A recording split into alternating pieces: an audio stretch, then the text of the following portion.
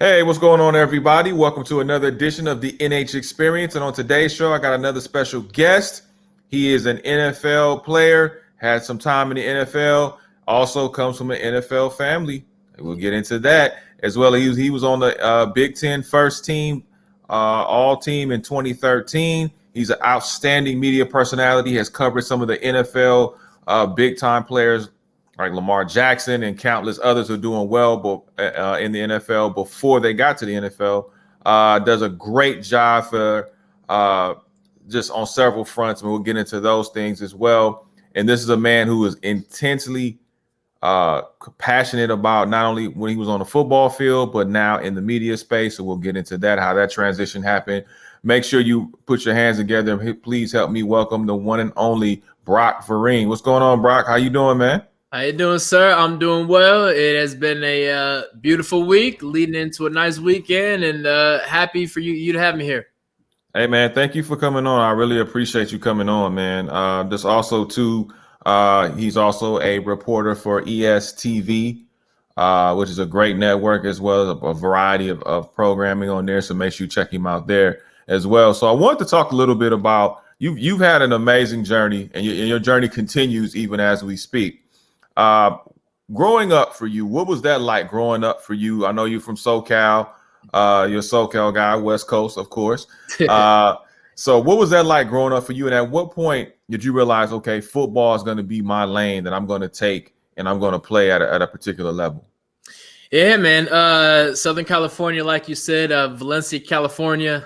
It was the absolute best. And, it really didn't hit me until college, where I was, hearing people talk about growing up and stuff like that. And you only know what you know, right? And it wasn't until college, unfortunately, that I really realized, like, my childhood was great. And that's a rare thing, unfortunately, to look back on your childhood and have the positive memories outweigh the negative ones. And a huge testament to that is Valencia being such a great place for just to be a kid. We had 33 kids on our street, all under the age of, I would say, 15.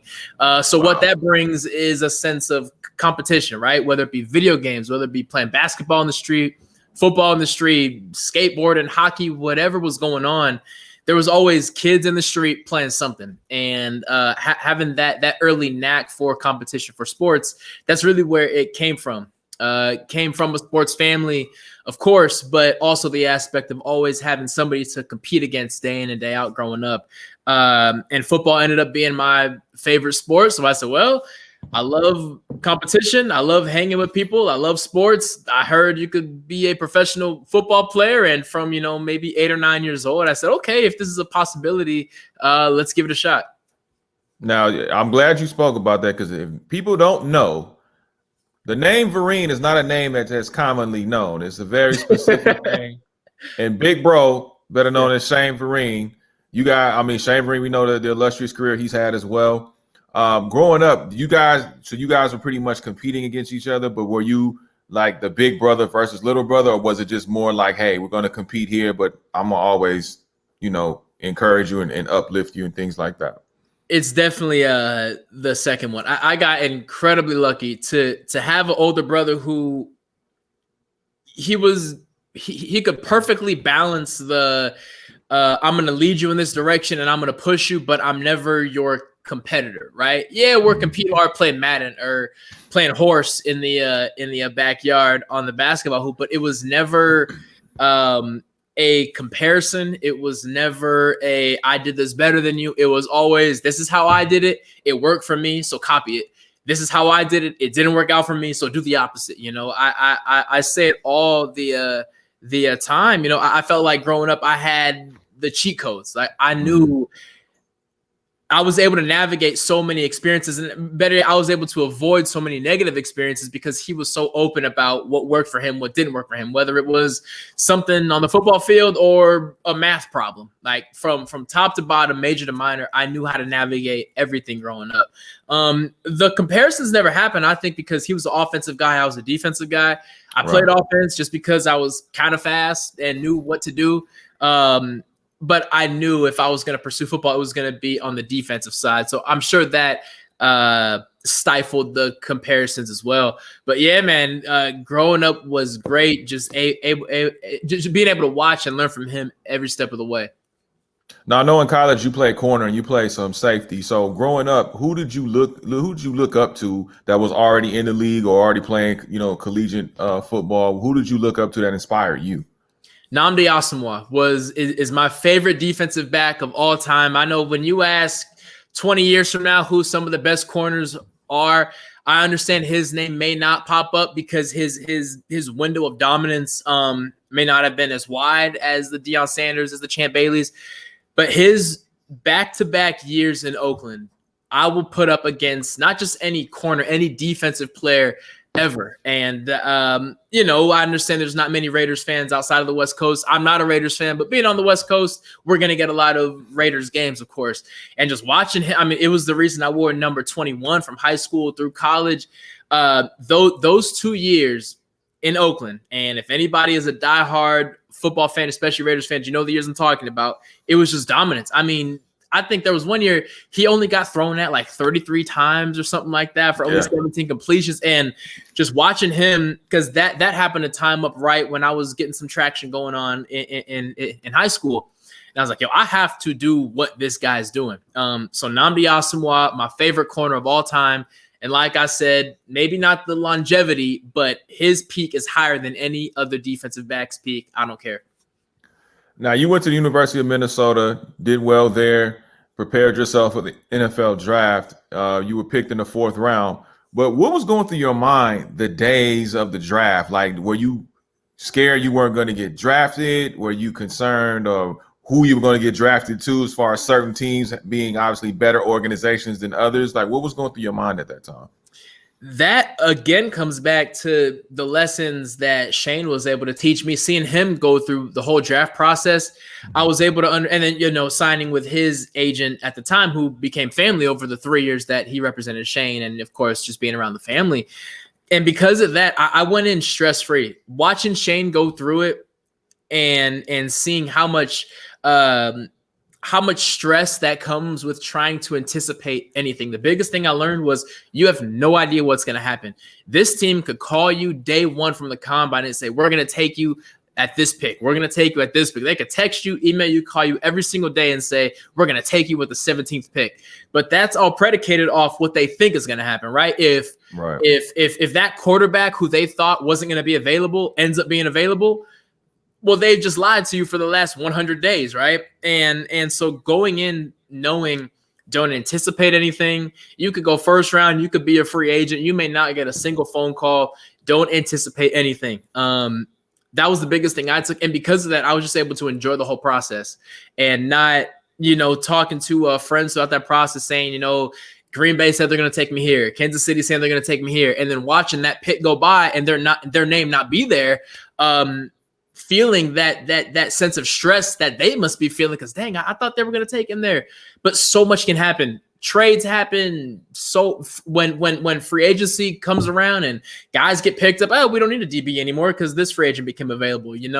Right. So I say all that to say, just going in stress free, giving it up to God and saying, I don't know what the heck's going to happen, but I'm going to enjoy this weekend. And because of that, I was able to hold a smile through all 3 days. Now, you played for the Bears for a point. You did get picked up by the Patriots, and then later on were able to play with the Kansas City Chiefs. When you got cut by the Patriots, and obviously you mentioned that just now about it being a business, obviously, you got this DB, we don't need you anymore, or we may sign you right now, but then we'll release you later on. How do you bounce back from that? I mean, you guys are gifted athletes, but you're still human at the same time. So how do you bounce back from that and not really just say, okay, forget it, I just don't want to play anymore?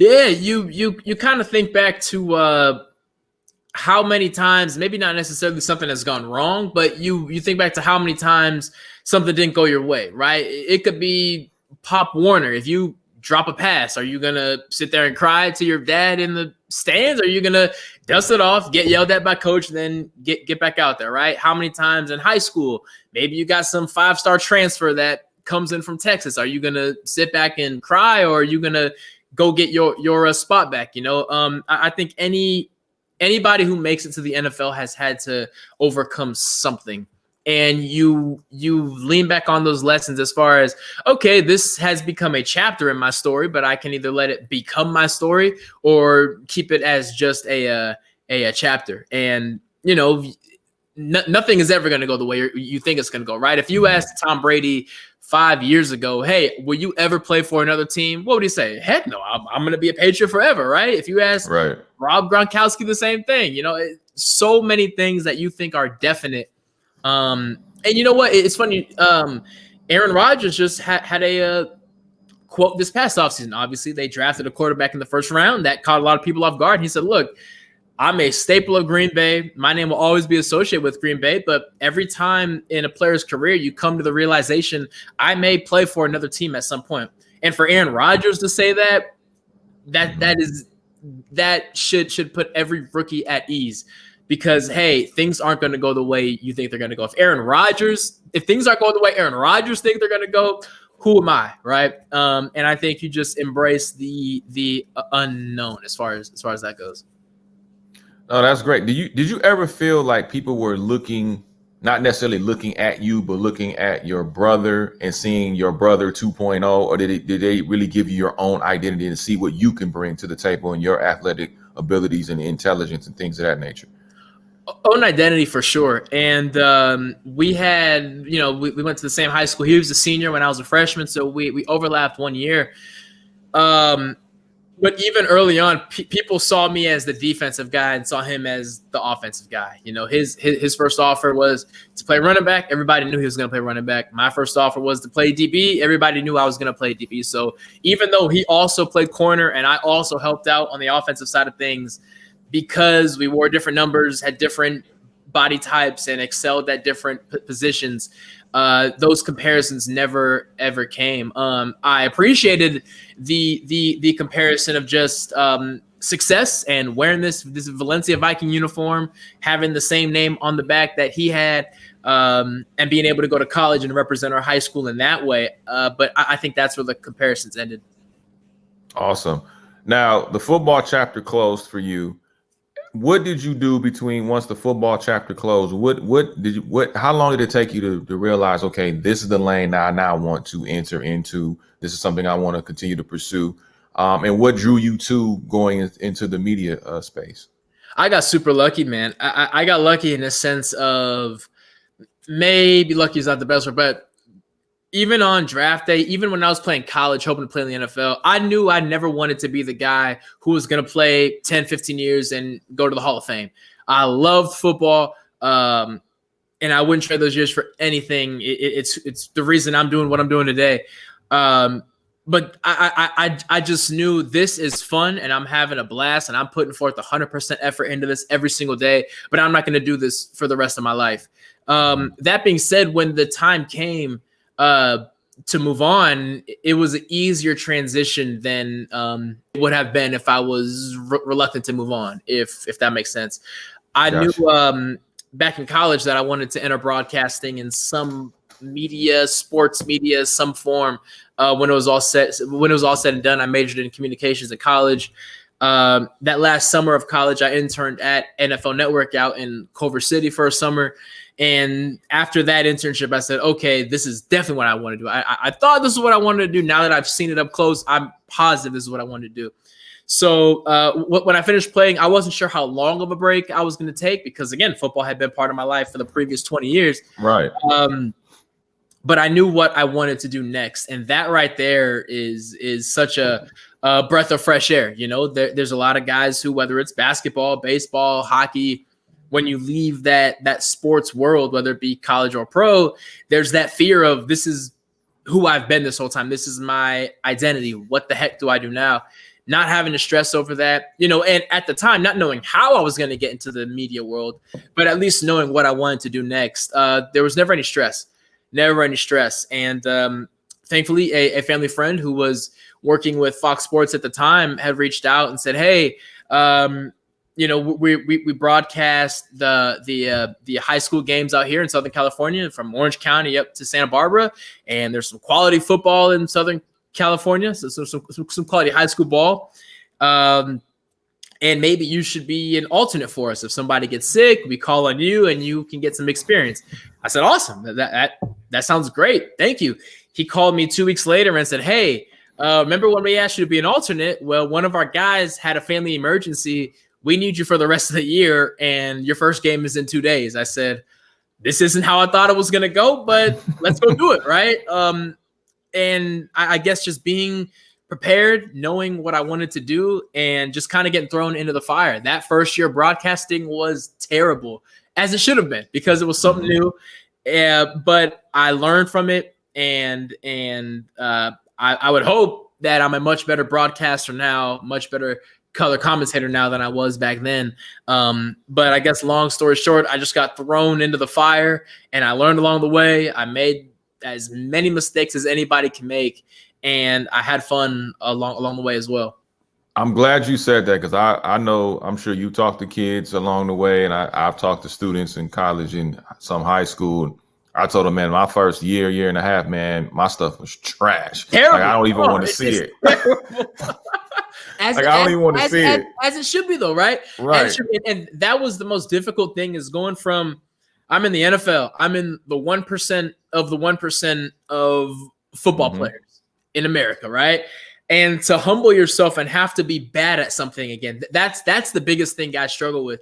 Whether they go on to law school, whether they go on to be a plumber, whether they go into construction, being bad at something, having to start from scratch at something all over again is the hardest thing. And like you said, man, I would cringe and get goosebumps and throw the laptop across the screen if I had to go back and watch some of those first games I ever did. But I wouldn't be able to do I wouldn't have the quality that I can provide now if it wasn't for those early games, man. But like you said, it was brutal. It was terrible. And when the only person telling you did a good job is your mom and your grandma, you know it's terrible. But you have to go through that. If you want to run a marathon, you can't just wake up one morning and say, I'm going to run 23 miles. No, you run 1 mile, then you run 5 miles, then you get up to 10 miles. And before you know it, man, I remember when I couldn't even run a mile in under 10 minutes. Now I'm running a marathon, right? So it's all part of it, and you just got to embrace the process.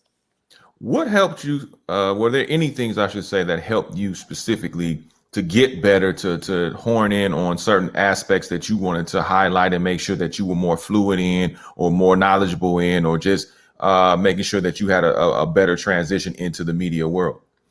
Yeah, I would say I leaned on going back to when I was playing, and I leaned on, what do I wish this interviewer or this play-by-player, this color commentator was talking about right now that they aren't?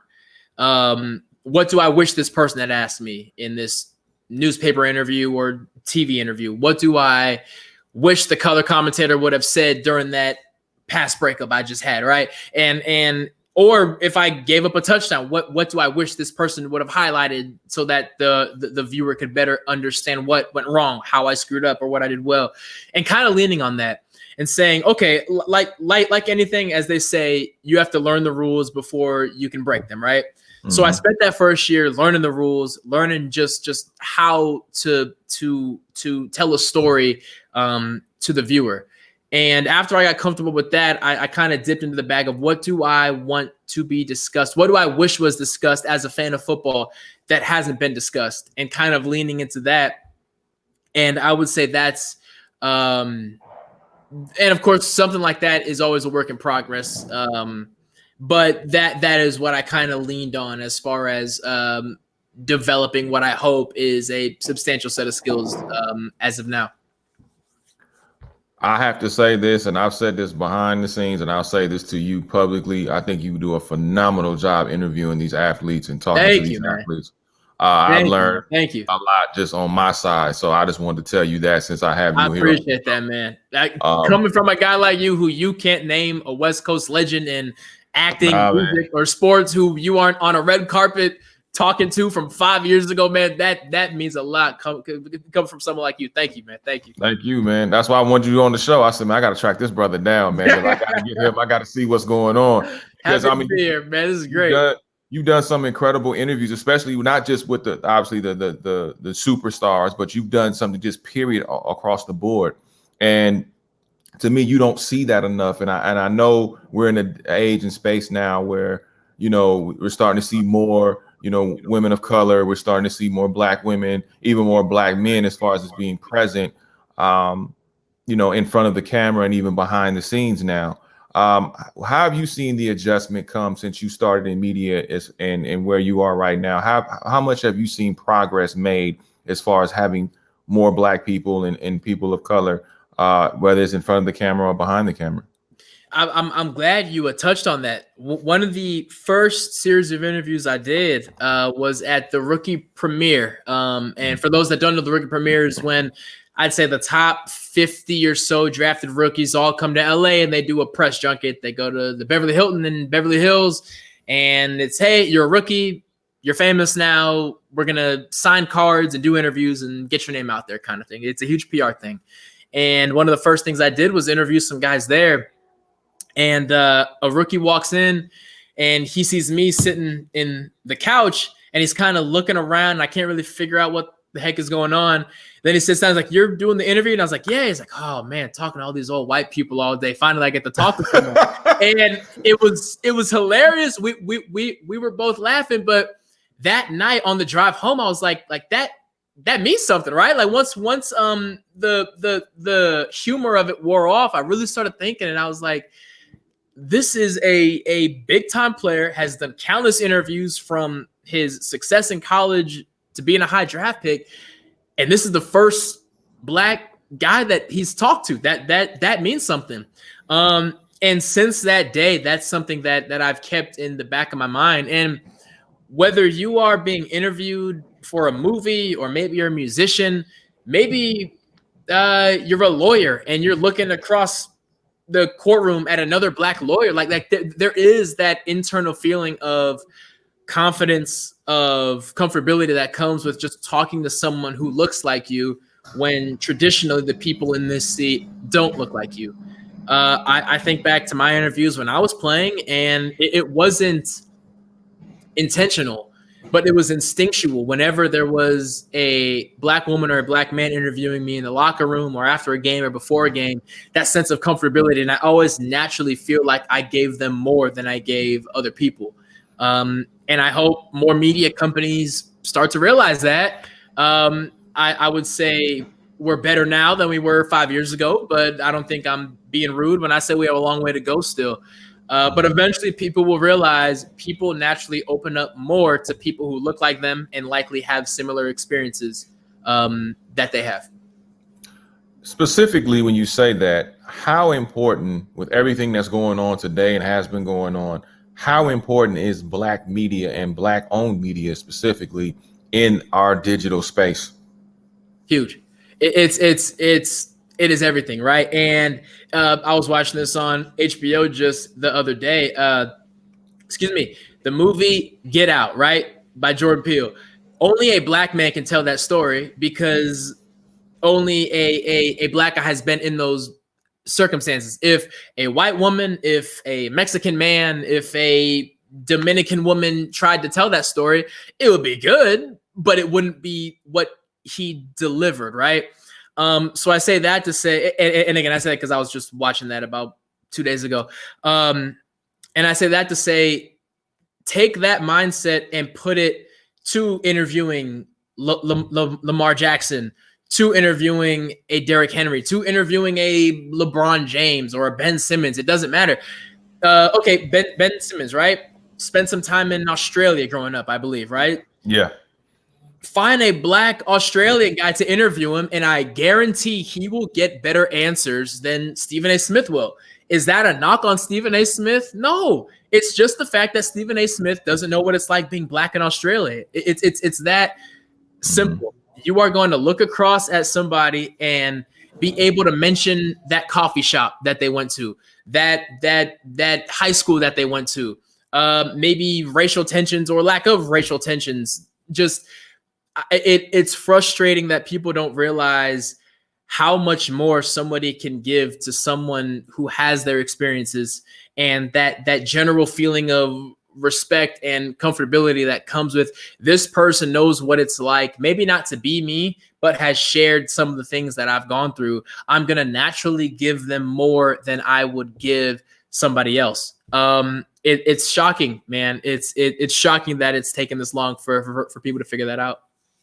Oh, absolutely. I mean, the length of time I've been around and just witnessed certain things, I have seen small amounts of progress, but nothing to the point where it should be. And also, too, I take it on the flip side, the athletes have to be the ones to enforce that opportunity as well. And I haven't seen a lot of I've seen some athletes do it. I will be honest and say that, which I'm always grateful for.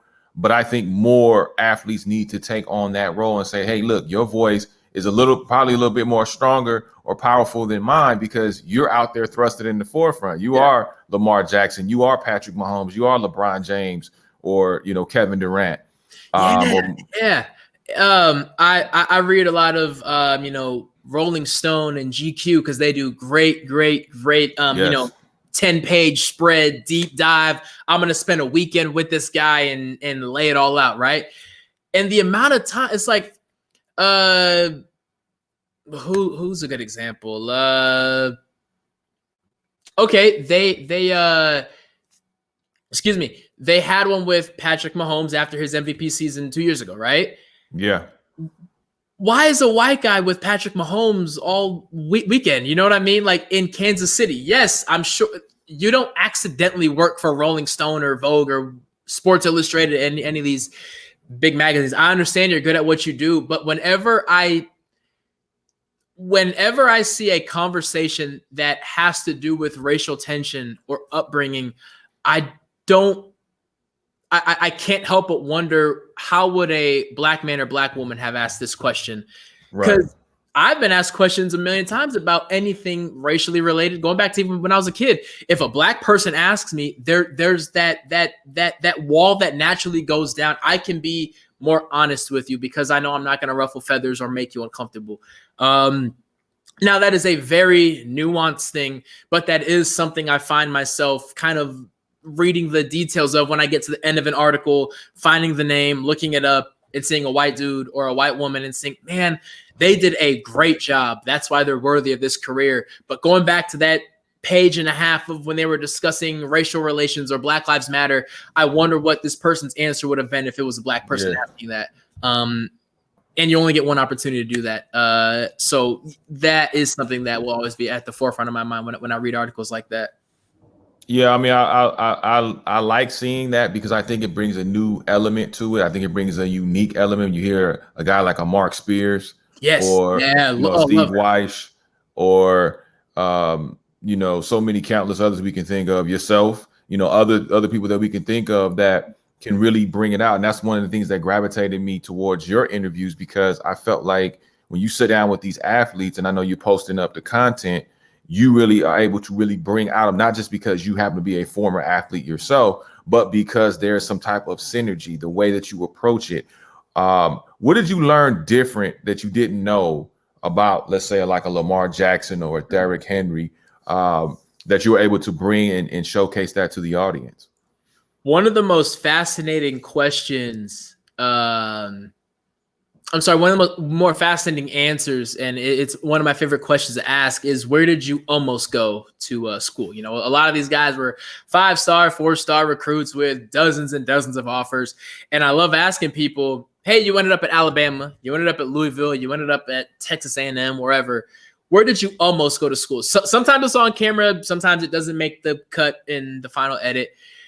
Because you will always associate Baker Mayfield with Oklahoma. You'll always associate Derrick Henry with Alabama, Alvin Kamara with the University of Tennessee. But you forget there were 36 other offers on this guy's table, and they were so close to going here. Or a lot of times it's, no, I was going here until the coach left. I was going here until I saw them lose to Florida. I was going, and it's just so fun to think about, man, what would this Heisman winner or Heisman runner-up look like in this jersey? Do they make it to the NFL? So many things can happen. The butterfly effect, as they call it. Do they tear an ACL in practice? Do we ever hear the name Baker Mayfield, Derrick Henry, if they go this route, and I love asking that question. That's one of the more fun things that I've learned is the what if factor, and I love always hearing guys answer to that question. I'm glad you mentioned that because I wanted to get your thoughts on this too. Now that we're kind of developing into a different age, where you don't have to go to necessarily a D1 school like you said. Well, I would have went here if I didn't see this or see that. But now we see guys like Deion Sanders coaching Jackson State University at HBCU. We saw a basketball player attend Howard for his freshman year instead of going to a D1 school where he was top 15 recruited. Do you see, or do you think more athletes, when you get the Deion Sanders of the world and other former NFL athletes that become head coaches and maybe start going to some of these HBCUs, do you see a rise in some of these athletes instead of going to a D1, strongly considering going to an HBCU or attending one? 1,000%, 1,000%, and it's gonna start with basketball naturally, because there is the one and done rule. So with football, if you want to win a national championship, it's going to be a 3-year commitment at minimum before you can declare to the NFL. So yes, the SEC, Big 10, Big 12 schools are always going to have the upper hand in getting talent. The ACC as well, as far as Clemson goes. Basketball is one and done. And as selfish as people want to make it, look, I'm on campus for 3 months. I'm going to be here for 3 months and I'm gone. Yes, I'll always be associated with Duke, with Wake Forest, whatever. I'm here and I'm gone. This is not part of I'm a little blip in the history of the University of Kentucky basketball, right? Anthony Davis went on a national championship run. They did great.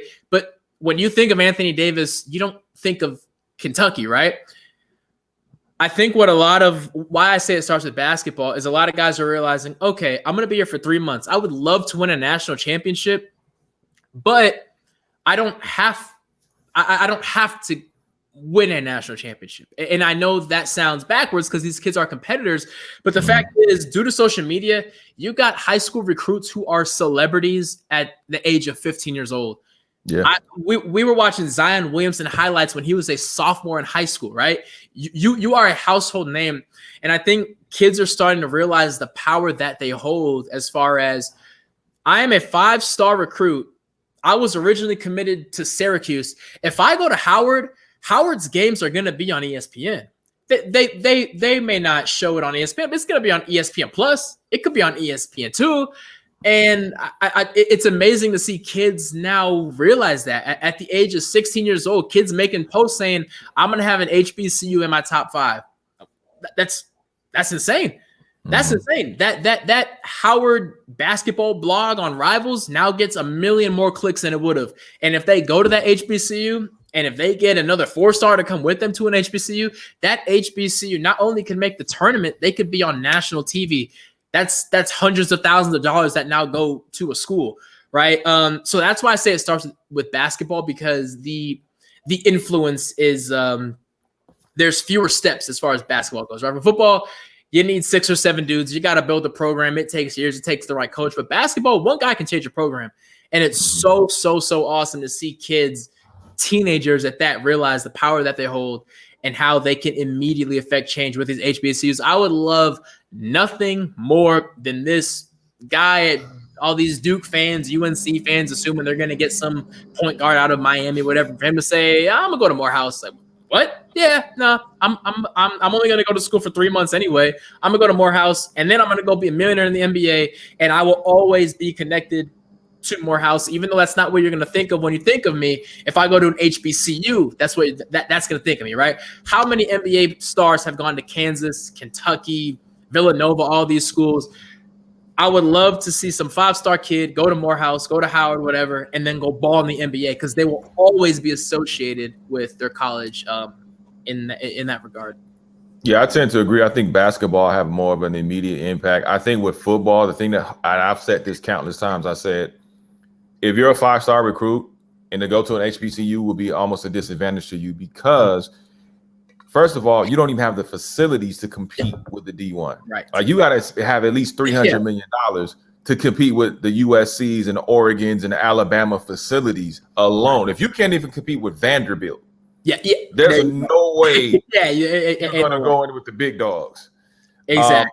I applaud Deion Sanders for trying to build, and I think the first 2 years of his tenure is going to be focused on fundraising and getting millions of dollars into the program, and then probably the next phase will be building up the facilities where you can attract more people, because the facilities are possibly like a Vanderbilt or a Tennessee or some, a Texas or something like that. Mm-hmm.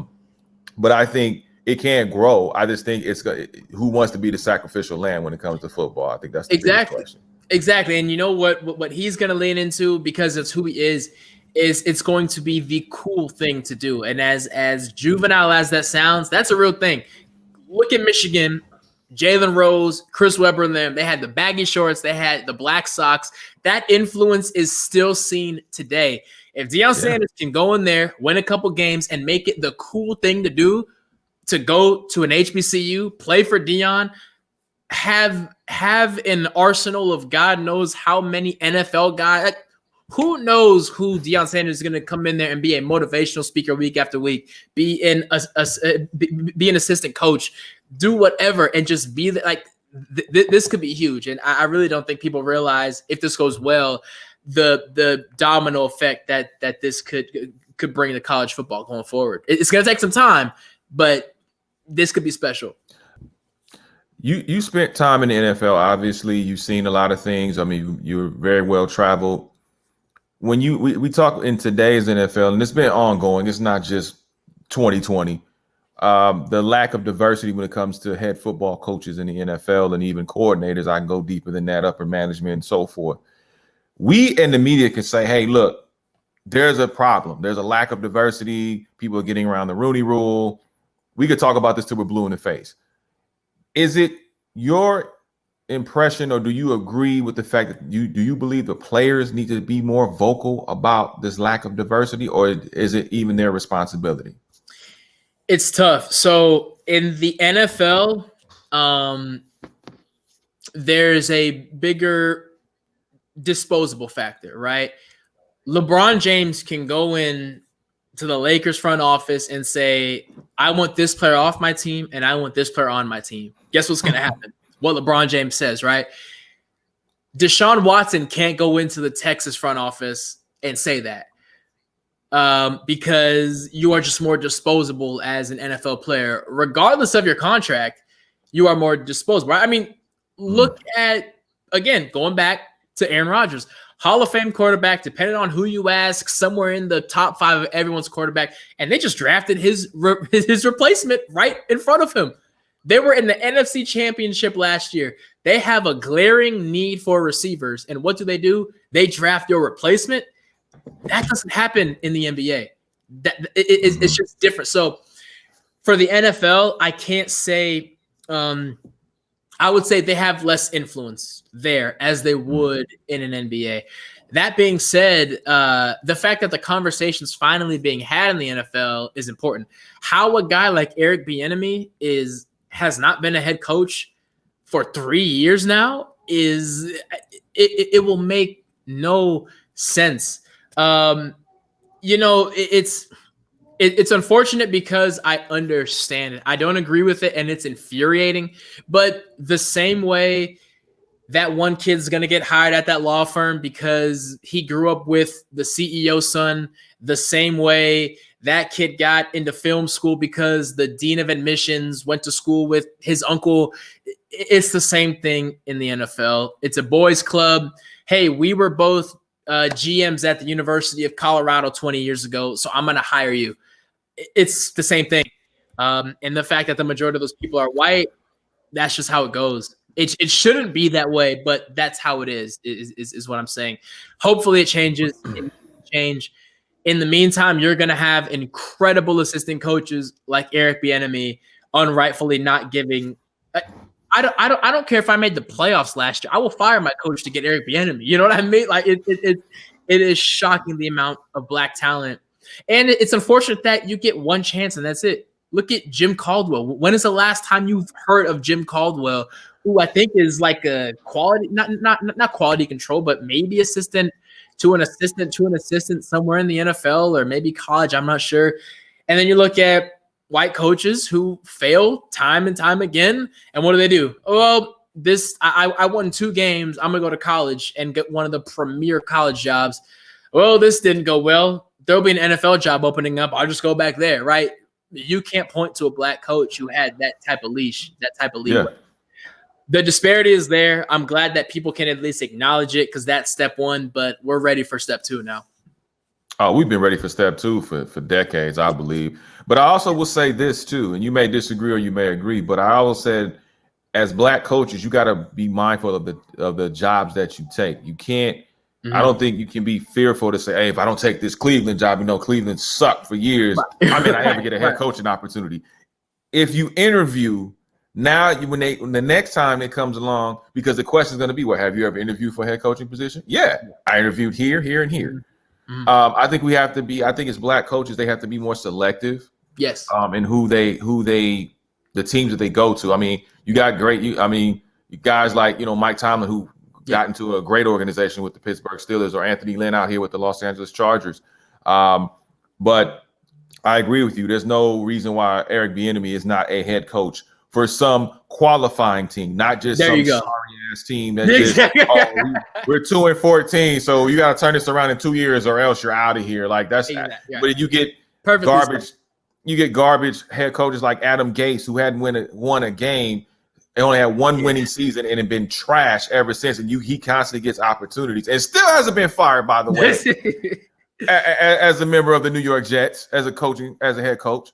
And I'm like, wait a minute, why aren't more? I mean, you got coordinators coming from the college ranks. I'm so happy that Pep Hamilton got an opportunity to get into the NFL as a quarterbacks coach. And look how well Justin Herbert continues to do. Right. That's a testament to him. Mm-hmm. Yeah. And I hope we get more of that. The trickle effect doesn't work for black coaches, whereas Sean McVay 4 years ago now for the Rams, however long ago he was hired for the Rams, he has a great rookie year as a head coach. What happens the next year? Every single one of his assistants immediately is hired around the league. Immediately. If you got him coffee one morning, you were getting an interview just because you were under him. You don't see that umbrella isn't existent for black coaches. And I think that's what people mean when they say we just want the same opportunities. Hey, underqualified people get hired all the time because there are the intangibles that you can only see if you're in that interview room. I get that. It's just that the number of those scenarios for white coaches don't exist for black coaches right now. But like you said, if Eric Bieniemy takes over a trash team next year, he's only going to get 1 year, maybe 1.5. So it does have to be the right opportunity. But hopefully the right opportunity comes along, and hopefully he'll knock it out of the park, which of course he will. Yeah, absolutely. I think, Jim Trotter a while back asked Arthur Blanks a really good question about Raheem Morris, because he said, hey, Raheem Morris got to at least go 11-0 before he even gets consideration. It was a joke. No, it's not a joke. But I'm so happy people like Jim Trotter and so many other journalists really call you on carpet and say, hey, what is this about? Because I missed it. I missed the joke. Right. Thank you. Yeah, nuts. And the amount of the fact that he was willing to say that nationally, imagine what the conversations are going on behind the scenes. I know you got the Rooney Rule, but what has it really done? Right? What has it really done? And the fact that they just announced yesterday or the day before, even more incentives for hiring a coach of color. Like, you have to I mean, it's really a bribe. Like, you have to bribe other teams to hire black coaches. Is this really what we're at? Is this really where we're at? But I mean, how would you feel if they said, hey, if somebody you knew said, hey, look, I'll take you to 3 steak dinners if you hire my guy Brock, and then I'll buy you, I'll fill all your cars with gas for like 6 months. Like, how would you feel as a person? The fact that that's what it takes, man. The fact that that's what it takes, and it is infuriating. It is what it really is for certain people, mediocrity is okay in some aspects if you know the right people. If that's the case, so be it. But at least make that the case for everybody. Absolutely. Now, you grew up in Southern California, as we mentioned earlier on the show, in the 80s and the 90s. What type of music were you listening to, and what are you listening to these days that keeps you going? I tell you what, man, if you asked me this question before I went to college, it was rap and it was R&B, and that's it. I go to Minnesota, the Midwest, a whole different world, man. And the normal answer when you say, what music do you listen to? Everything but country, right? And I swear to you, it didn't happen automatically. But by senior year, when that country song came on, I was like, this is all right. Okay. You know what I mean? So my answer is I truly, and I know it's a cliche answer, I listen to everything, man. I listen to everything. Shout out to all those cornfed farm guys who put me onto all kind of music I never thought I would ever listen to. Am I going to Spotify, searching up that latest country music album? No, but when it comes on, I'm not turning it off. And I feel like that's a huge step, right? Unfortunately, my favorite rapper up until a year ago decided to go off the rails a little bit and run for president. And we don't need to talk about him anymore because he's off my list. He was my favorite rapper for the longest time. Right now, I'm a Young Thug fan through and through. I understand he's a polarizing figure. I totally get it. I firmly believe 20 years from now, we're going to look back at this era and realize he has the biggest influence on rap currently for the last 5 years. The state of rap right now, the way it sounds, you don't get that without Young Thug, and I will die on that hill. I don't care. Young Thug has the greatest influence on rap right now. So you say you're saying Young Thug has a greater influence than Drake and Kendrick? I will say this. In the last 5 years. In the last 5 years, yes. Wow. Absolutely. Now, I'm not saying he's a better rapper than them because that gets a whole subjective argument, whatever. What I mean by influence is when you look at, we'll say, anybody who's entered the rap game in the last 5 years, they weren't influenced by Drake or Kendrick. They were influenced by Young Thug. If you listen to dudes who just got hot in the last 3 years, you hear Young Thug's influence. Does that mean Drake may be the best artist ever, like any genre of music. Kendrick may be the best rapper ever. But when you think back on an era, you don't think of who was the best. You think of the influence. Who were people trying to copy? And by that, I mean Young Thug has the greatest influence. That being said, Kendrick is always on my iPod. Drake, of course, is always on my iPod. Even if you don't want to listen to them, they're going to find their way to your ears. So, yeah, Young Thug, Kendrick, Drake. I would say if I put my iPod on shuffle, those are the names that are probably going to come up the most. Future as well. Who are your top 7 greatest rappers of all time? Greatest of all time. Okay. In no particular order, because we'll be here for 3 hours if I try to order them. All time, Drake is in there. Kendrick is in there. The guy with the last name West, who has broken my heart, unfortunately, is still in there. Jay-Z's in there. Biggie is in there. Pac is in there. That's 6. For 7... I'll put Nas in there. I feel like I haven't shown enough New York love. I'll put Nas in there. You know what? Okay, hold on.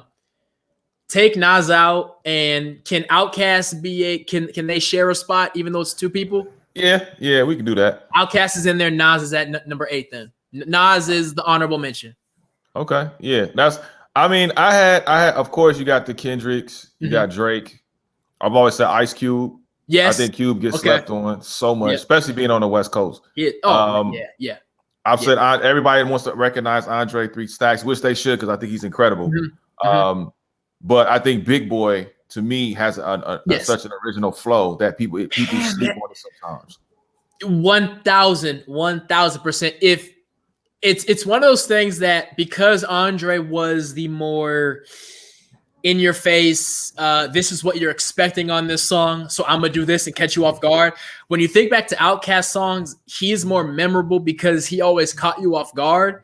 But if you go back to some Outkast stuff and just listen to it as a fan of rap, you're like, Yo, Big Boy was spitting, and 13-year-old me maybe not have realized it at the time because Andre was more catchy. Now, Big Boy was the anchor of that group, man. That dude, what they were able to do as 21-year-olds, I think, when it came when I dropped, they weren't much older than that. If they were older than that, what they were able to do and the pockets they were able to find, man, like. Only they are finding those pockets. Like if you take any of those beats, hand them to 100 rappers, they're the only two who are gonna find the pockets that they ended up finding. Man, it's special, man. And people forget Big Boy had to stay the same in order for people to even understand Outkast because Dre went on a different path, so he still had to like balance all of that and still be him. Exactly. That's why I call him the foundation of that group. He was the constant. Andre was gonna sing in falsetto, or he was gonna mumble something that you can't even understand. He was gonna bust out the electric guitar, or he was gonna bring out the saxophone and rap over that. He was gonna go wild, but Big Boy was the constant thing to keep your ear there, no matter what they drop, man. And I mean, shoot, we could talk about their influence, Atlanta's influence. I know that when you think rap, historically, LA and New York come to mind. But again, 20 years from now, we're going to look back at this is going to be the era of Atlanta, man. And it really started where Outkast stopped. Hey, 3 Stacks said it. The South got something to say. That's all I'm going to say right there. They've been saying it for about 20 years now, man. It is incredible, man. I think I was talking to my guy Glasses Malone, and we were talking about rap and hip hop. And whenever I hear him being a feature on some podcast that I listen to, I download that immediately, man. That is one of the most unique thinkers, if that's a fair way to put it. One of the most unique thinkers ever, man. I when that guy talks, I listen. Yeah, me and Glasses, we talk off, we go back and forth. But I've always said I've admired his brilliance in the way that he approaches a particular subject, whatever it may be. And he's always going to stay, and he's never going to try to be somebody he's not. He's always going to be authentic. He's always going to be him.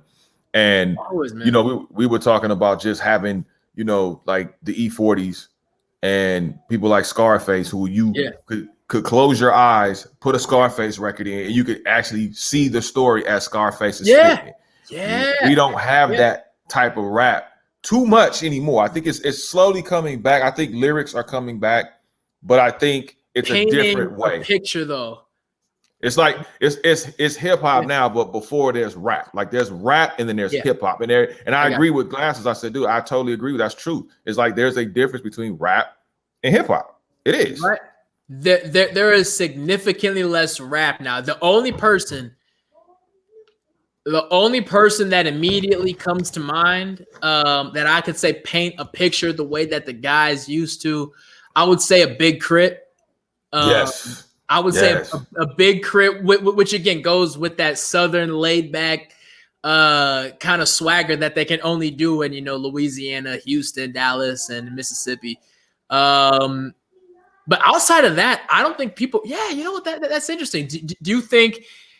You know what? This kind of goes back to a conversation that that I was having recently. How producers are now celebrities, right? If a Metro Boomin was around 20 years ago, he would get his name dropped or whatever on songs here and there, but like he wouldn't be a celebrity.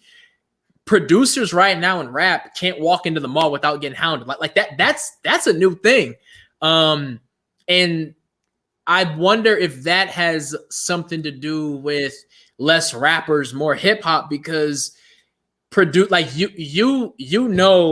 a mustard beat when you hear it before the rapping even starts. A Metro beat when you hear it before the music even starts. And I do wonder if, because the sound that producers are making is shifting, if that is just catering more toward hip hop than to rap. You know what? That's a good question. I think too, with the influence of social media, obviously, because back in the day you would have, you knew a Dre beat, like that's Dr. Dre, or you knew a DJ Quick or Eric Sermon. Or Jermaine Dupri or Timbaland, you knew their styles. Like you knew an Ant Banks, right? Or a Lil Jon beat. Like you just knew it. Like, okay, that's boom, Lil Jon. Yeah. But now I think with the the face that's now connected to the beats. Mhm. And now you're hearing, you know, Mike Will made it. You're hearing a Mustard. You're hearing a Metro Boomin. You're hearing, you know, Soundwave for all the TDE stuff. You're hearing, you know, Tay Beast and you know, just various producers that we're hearing about now.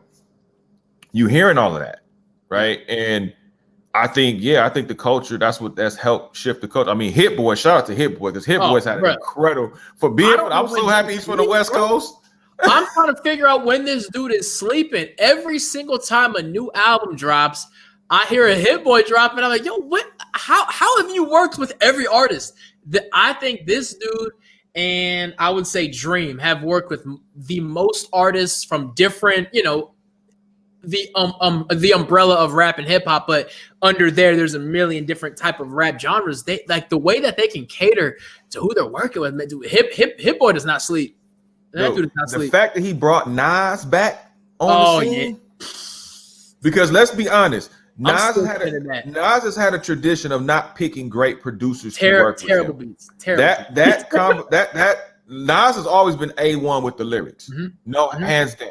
Yeah, but when you're working with, like when he did the thing with Kanye, it was such trash because it didn't fit. But with Hit Boy, and mind you, Hit Boy brought the firm back and had Dr. Dre rap on his track, which don't happen.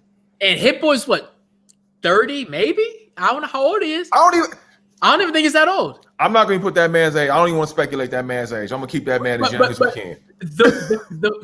You're right, but the fact that somebody that young can get the respect of a Nas, of a Dr. Dre, like that is, I think that's one of the most incredible things that he can do. However old he is, to be a young guy in the game as far as rap is concerned and approach a legend like Nas and say, I'm going to produce your album top to bottom. That shows the respect that he has from the rap community, which speaks wonders. I mean, he did it with Nip, rest in peace. He did it with the Racks in the Middle. That was the first time I really heard Hit Boy was Racks in the Middle. And then he did it with Dom Kennedy. That project they have is incredible. That's right. And then he got with Big Sean recently with Detroit 2, and that project is out of here. I'm just like, dude, can you work with Chains and like Rose? Like, I'm just waiting for that collab. Like, you imagine working with Rose, because you know Rose has an ear for beats. Like, that's one thing. You know what? Going back to your question on guys painting a picture, I'm gonna put Rick Ross in there too. Rick Ross for sure. And Big Pred as far as painting a picture. I forgot about Ross, but right now, a Hit Boy Rick Ross album, man, that could be 80 tracks. You have my attention all weekend. However long I got to sit, I'm going to get in the car. I'm going to get on the 405. I'm going to roll the windows down and just let Rick Ross and Hit Boy take over, man. I would love that. That would be awesome, because Rose has a knack for picking the right beats. I swear, if you could sit Rose down and put him in front of some equipment and teach him how to produce himself, like, he probably get it. Like, that's how great his ear is. Like, I told him that when I think I met Rose in like 2015 at the BMI Awards. He was one of the coolest dudes. Like, to this day, I always have respect for Rose, because he was a down-to-earth guy, real cool, real laid back. And I'm like, this dude right here, I'm like, this dude has an incredible knack for picking beats. You can't think of a bad Rick Ross beat, honestly, whether it's a hit or a deep cut, mixtape, or album. Like, you may not be the biggest fan of a beat, but it's not a bad beat. So, and I always wonder how big of a factor that is in someone's career, right? Like, and it's not just music. Like, there are great actors who picked terrible scripts to be a part of, and because of that, they'll never be as great as they will be. And I always wonder, you know, like there's a guy like Nas who, on paper, yes, one of the best rappers ever, but on paper, if you consistently pick bad beats, you shouldn't be great. And in a way, I think that caters to how good Nas actually is, because Nas was a quarterback on a team with all rookies at wide receiver, man. Like the fact that he was able to cement his name in greatness with, quite honestly, no help. He may have a case for one of that alone is his case for the best ever. Yep. He had no help. He had no help and still found a way to be up there. Illmatic was a classic, and the only person that made a guest appearance, I believe, on the album was AZ. Yeah, and we all know Life's a Beat, right? Yep. And That's we all right. know Yeah. how dope AZ is still. That I think that was the only feature. Yep. Only feature. No guest appearances. Wow. No famous guest appearances. You're right. And Nas was what? Now this I do know. Nas was only 18 when he wrote that, which is Yep. And man, see that is what is so beautiful, man.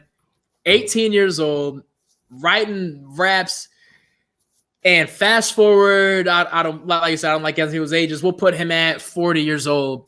Fast forward 20 something odd years later, and you making beats with Hit Boy and still killing it, man. Like that is so dope to me. That is absolutely so dope to me. To have a hit with A$AP Ferg, a dude who was how was it? A$AP Ferg was crawling around in diapers when Illmatic came out, man. Hit Boy was probably the same thing, crawling around in diapers when Illmatic came out, and now you have a song with them, with A$AP Ferg on the track too, man. That's so dope to me. It's so amazing. Dope. Yeah, I love it, man. I love it. I mean, I was checking out the Goody Mob album that dropped not too long ago, and I'm like, dude, I thoroughly love this. I mean, hearing the Andre 3 Stacks track, hearing the Big Boy track on there, the Chuck D, hearing Chuck D on it, the legend that Chuck D is, crazy, man. That awesome, is so, man. And like I do wonder if like something about rap is so special to where I would argue what the sound of rap, the sound of hip hop changes, I would say, faster than the majority of genres, right? If you could throw on a song from the 80s, if it's pop music, I know it's pop music, right? Yeah. But if you throw on a Future song right now or in the early 90s, like for somebody, this isn't rap, and it would blow their mind to think that this is what rap is going to sound like now. Right. So to that credit, I understand you got your country music stars who've been around forever. You got your opera singers who have been around forever, but the Jay-Z's, the Nas's, the Chuck D's, the Ice Cubes who can still hop on a track and still carry their own today when the genre has changed so much over the past 30 years, man, that would be, it's so incredible. It's so incredible to hear that. Yeah. I mean, you talked about impact earlier. I think one guy that has incredible impact, and I'm talking about longevity of impact, is Snoop Dogg. Snoop has been able to reinvent himself and still be Snoop. It's still, man, still get influence from younger guys. Like you have the Problems and you have the Freddie Gibbs and so many other guys that you even hear out here on the West. Yeah. And it's like, whoa, like this is freaking Snoop. The same Snoop they used to hate back in the 90s in Long Beach. Yeah. The middle America hated Snoop. Yeah. Now they love him. It's crazy to see that. The fact that the dude who made Doggy Style, who would get his albums banned from places, is on a Corona commercial with a young Spanish rapper. Like what?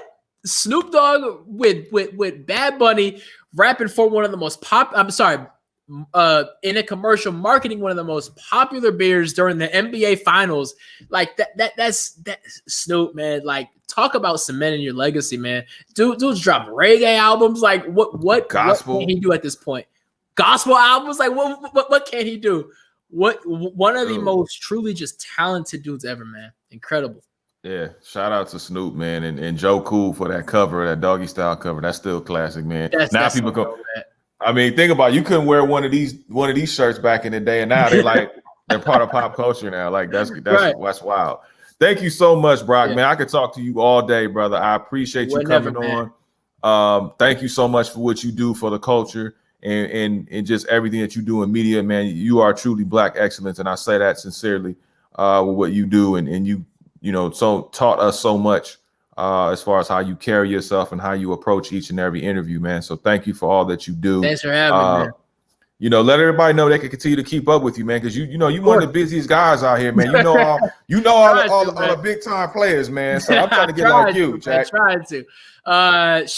Brock Vareen on Instagram, Brock Vareen on Twitter. Campus Lore is the company that I do the one-on-one player interviews with. There is no high school sports as of now, but if they come back, you can catch me on Fox Sports Prep Zone doing those games. And if you are a fan of esports, ESTV is where you can log in and watch the esports network, Samsung TV Plus, Vizio, Roku, Sling TV, Amazon Fire Stick, all the OTT platforms. Find ESTV on there. I'm sure you'll be entertained. Nick, thanks for having me. We could talk sports. We could talk rap. We could talk whatever you want to anytime. A legend like yourself, been around here forever, and you got forever to go, man. Thank you for having me. Thank you, brother. I appreciate it. Nah, I ain't hit the legendary status yet, but hopefully one day. But I appreciate you, man, and thank you so much, man. And definitely have a rest of 2020 to be successful for you, and an even better 2021, man. Same to you, my man.